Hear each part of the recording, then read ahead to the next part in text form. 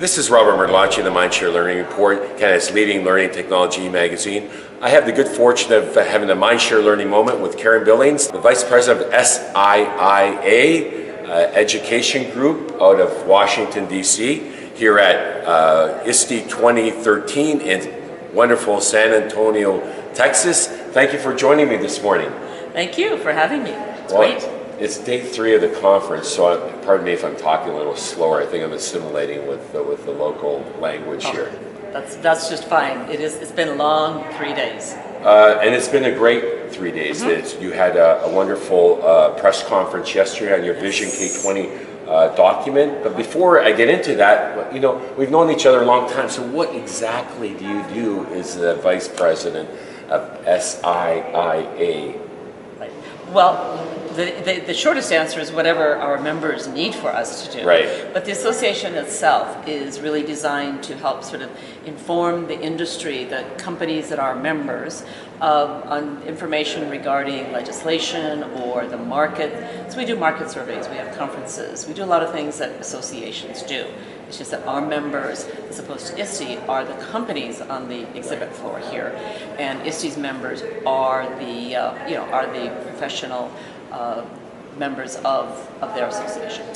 And you have the Cody Awards, of course, that is very prestigious and an annual event that everyone wants to be a part of. Yes, we actually walked around right as the show floor opened on Monday and put little Cody finalists and Cody winner signs on in their exhibits, which they were very pleased to get. And I think that really speaks to the value that you offer as an association in helping industry and education leaders kind of cut through the clutter. You know, there's excellence, and we strive to achieve excellence. It's our 10th anniversary that we're celebrating here as a company. Great.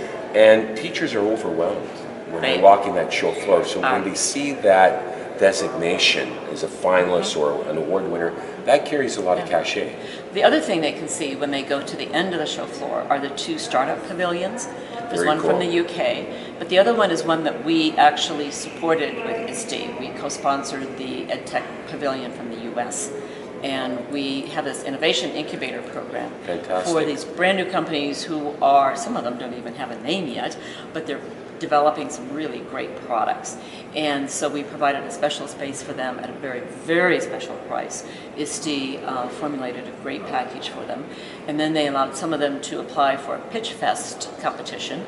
And on Monday I judged that. And you hear from 10 really, really great startups with great product ideas that are happening, and they've got pilots, they've got ideas for business plans, and you know that some of them are going to make it because they're pretty accomplished already. Unlike the dot-com era that we were part of in the late 90s when we saw a lot of startups at ISTE and FETC that didn't last one show, you know, or didn't show up with their booth. But so it's different times, and it's really exciting for our leaders of tomorrow because there's jobs out there that don't exist, and you're creating. It's about creating opportunities. These jobs they weren't available. They weren't jobs that anybody knew about 10 years ago. So I'm going to segue over to the Vision K20 document and the survey. This is the 6th year or so that you've been running it? 6th or 7th. We had a pilot here. And what jumped out at you most, and what surprised you in some of the results? Well, actually not a whole lot. There's some consistencies year to year. And part of it is that because technology is moving out each year quite a bit. Now, the first year we did the survey, Susan noted yesterday, one of the presenters, the first year we did the survey, the iPhone was not yet launched, the iPad, of course, wasn't launched. So the technology keeps changing. And so what educators see as a vision for using technology in their classroom keeps changing, moving further out. So while they feel they've made some progress, you know, they're doing a little bit more than last year and a little bit better or smarter than last year, because it's moved out, they still sort of benchmark their progress at about the same space. So in general, we can say, you know, a lot of education is about 60 to 65% of the way of where they want to be. But that's an average. And so one of the things that we did was we looked at where is your ideal? Because in a transition from print to digital, for example, it's going to be very different for a second grade reading teacher than it is for a college professor. So, Right. you know, their ideal are very different places. So what we're trying to measure now is how close are you to your ideal? Because their situation and their goals and then their ability to fill those is really what's most important. So we like those numbers. For the 5th year, 6th year, 7th year in a row, the higher ed responses were slightly higher than the K-12, and that's understandable because they, some of it because of the age difference and the accessibility. It showed up in our BYOD questions, bring your own device. Right. The 4-year colleges were saying about 95% of them were saying they allowed, had kids bring their own devices to their classrooms. It was probably about 85% for the community colleges. Right. It was in the sort of 45% at the high schools, and it was down about 25% for the elementary. Now, those are not exact figures. It's what I recall from a document. But if they want to get the document, they could just go to SIIA.net/education, and they'll see a place where they can just download that. They can also go to the survey and see what it looks like, see what the results at SIIA.net/vision K20. K20. I'm impressed that you remember that. Oh, listen, after 10 years, those are the things we remember. Now, we're based in Canada.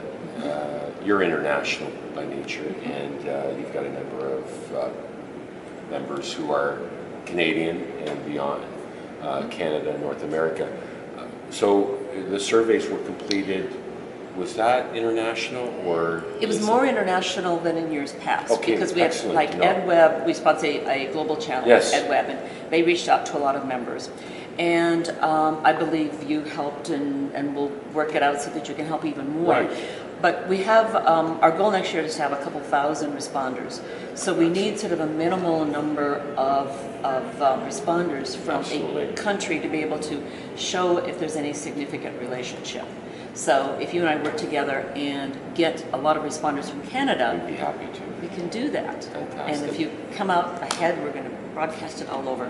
Well, we like to compete. And, of course. We have our strengths. I think, based on our tech survey early results, we're still, in terms of the usage and access, the access seems to be a big issue for teachers. Not every teacher has a computer at their disposal to use in a LCD projector, and so we're still, they need the tools in the toolbox to be able to do their job effectively.